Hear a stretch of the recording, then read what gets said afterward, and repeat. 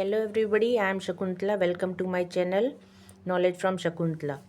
आज के वीडियो में हम continuity and differentiability chapter 5 class 12th maths का डिस्कस करेंगे। ओके, तो सबसे पहले कंटिन्यूटी का क्या मीनिंग है। कंटिन्यूटी मीन्स कोई भी चीज़ कंटिन्यूस हो। सपोज करो ये देखो तुम्हारी बुक में बना हुआ है, ऐसे एक लाइन है, एक लाइन ऐसे है। तो अगर हम इस लाइन पे चलते ऐसे पेन को चलाएंगे, चलाते चलाते यहाँ आएंगे, उसके बाद इस दूसरी लाइन पे जाने के लिए हमें जंप करना पड़ेगा, यानी पेन को थोड़ा सा उठाना पड़ेगा, यानी ये कंटिन्यूस नहीं है।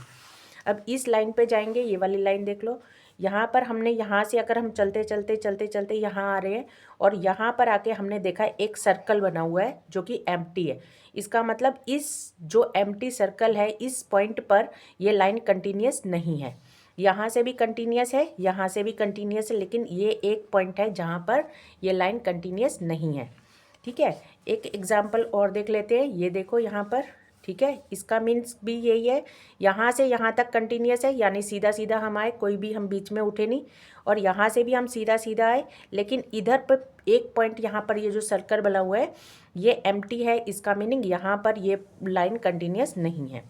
और इस वाली लाइन में देखो ध्यान से, ये लाइन इस इधर से हमने चलना शुरू किया, चलते चलते चलते चलते हम जीरो पे आए, जीरो से हमने बिना उठे इस साइड भी मूव कर दिया, यानी कि ये लाइन क्या हुई, कंटिन्यूस हो गई।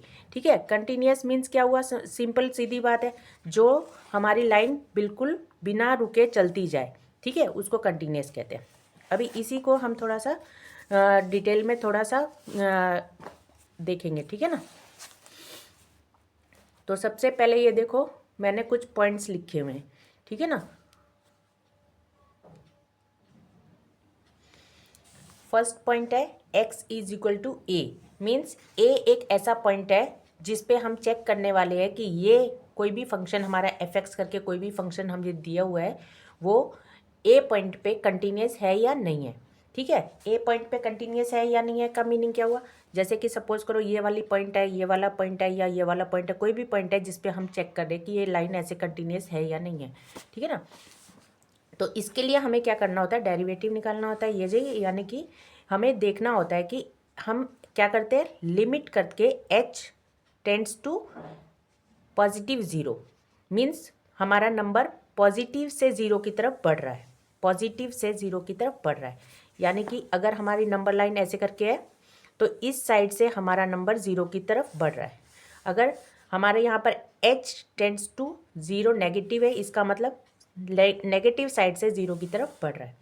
ठीक है, तो हम अगर ऐसे लिखते हैं limit h tends to zero positive, means क्या हुआ कि a में कुछ ना कुछ ऐड हो रहा है, a में कुछ ना कुछ ऐड हो रहा है। ठीक है ना, तो यानी कि h जो है, h हमारी और बहुत बहुत बहुत स्मॉल यूनिट हमारी हो गई, जैसे कि हम छोटे से छोटा नंबर लेके उसको ऐड कर रहे हैं, यानी कि अप्रॉक्स करेंगे तो हमारा नंबर a ही रहने वाला है। ठीक है ना, और इसका मतलब क्या हुआ, a minus H, means a में से हम कोई छोटे से छोटा नंबर, बहुत छोटा नंबर माइनस कर रहे हैं, जिससे कि हमारा राउंड ऑफ करके a ही आने वाला है। ठीक है, तो अगर ऐसा है तो हम कहेंगे कि ये 2 पॉइंट पे यानी a पॉइंट पे कंटिन्यूस है। जैसे कि एग्जांपल लेके देख लो, जैसे कि सपोज करो मैंने a पॉइंट को, x पॉइंट को a माना, a मीन्स 2 है हमारे लिए यहाँ पर, तो 2 में मैंने 0.0000001 ऐड किया, इतना छोटा नंबर ऐड किया, तो अप्रॉक्स तो 2 ही रहेगा। इसी तरह से यहाँ पर 2 में मैंने इतना छोटा नंबर माइनस किया, तो अप्रॉक्स तो 2 ही रहने वाला है। और एफ ए यानी a की वैल्यू 2, यानी ये तो 2 है ही, तो यानी तीनों नंबर हमारे सेम आ गए, सेम आ गए, यानी कि एफ एक्स और एफ ए, जहाँ मैंने a की जगह 2 लिया है वो सारा इक्वल आ गया, यहाँ पर सब नंबर इक्वल आ गए, तो ये कंटिन्यूस फंक्शन है। तो एफ एक्स को हम बोलेंगे ये एफ एक्स जो है 2 पे कंटिन्यूस फंक्शन है।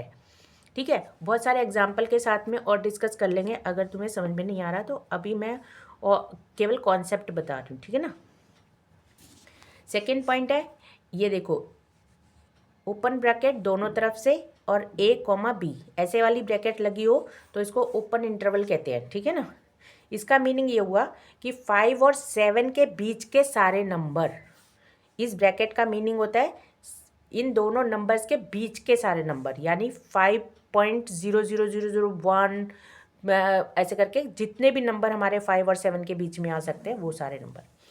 और अगर हमारी क्लोज ब्रैकेट लगी हो, इस तरह से क्लोज ब्रैकेट लगी यानी a कॉमा b ऐसे करके लिखा है और ये क्लोज ब्रैकेट, इसको क्लोज इंटरवल कहते हैं। ठीक है, इसका मीनिंग ये हुआ a और b भी इंक्लूड है और इन दोनों के बीच के नंबर भी सारे इंक्लूड है। ठीक है, अब फोर्थ पॉइंट हमारा है left hand derivative. Left hand derivative को LHD भी हम लिख लेते हैं। इसका क्या मीनिंग है?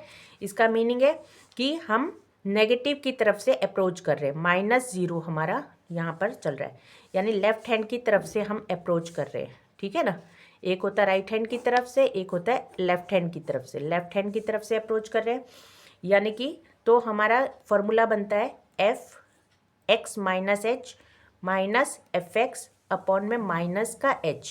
ठीक है, अगर हम राइट हैंड की तरफ से अप्रोच कर रहे हैं, राइट हैंड की तरफ से, तो हमारा बन जाएगा कि h टेंड्स टू +0, तो यहाँ पर हो गया लिमिट में, और हमारा यहाँ आ जाएगा f bracket x + h minus fx upon में h। दोनों फॉर्मूले में केवल एक ही फ़र्क है, यहाँ पर नेगेटिव h है, नेगेटिव h है, यहाँ पॉजिटिव h है, यहाँ पॉजिटिव h है। बस ये डिफरेंस है, ये याद कर लो। लेफ्ट हैंड वाले में यहाँ पर भी माइनस और नीचे भी माइनस, राइट हैंड वाले में यहाँ प्लस, यहाँ में प्लस। ठीक है, तो ये दो फॉर्मूले हैं, दो हमें फॉर्मूले में वैल्यूज़ पुट कर करके हमें चेक करना पड़ता है।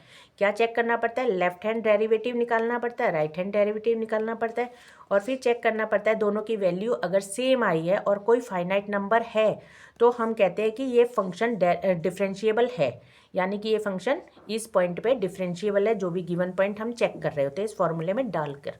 ठीक है ना, उसको भी प्रैक्टिस करेंगे एग्जाम्पल्स के साथ में। अभी केवल हम क्या कर रहे हैं, कॉन्सेप्ट देख रहे हैं।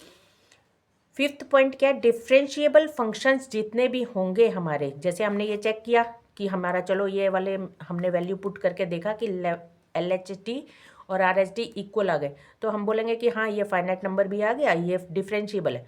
तो वो जो डिफरेंशिएबल फंक्शन होगा वो कंटिन्यूस भी होगा, हम बिना कुछ भी चेक किए हम बता देंगे कि ये कंटिन्यूस फंक्शन है, क्योंकि हमेशा डिफरेंशिएबल फंक्शन कंटिन्यूस होते ही हैं। लेकिन इसका उल्टा पॉसिबल होना कंपलसरी नहीं है, मीन्स कंटिन्यूस फंक्शन, सारे के सारे कंटिन्यूस फंक्शन डिफरेंशिएबल हो ऐसा नेसेसरी नहीं है, लेकिन सारे के सारे डिफरेंशिएबल फंक्शन कंटिन्यूस होंगे ये कंपलसरी है। ठीक है, अब आते हैं यहाँ पर, ये देखो fx का मीनिंग क्या होता है? y ही होता है, यानी y की लाइन पे आने वाला जितने भी नंबर होते हैं वो fx ही होता है। ठीक है, तो fx का यानी y का डेरिवेटिव हम कैसे निकालते हैं? dy अपॉन में dx ही तो निकालते हैं।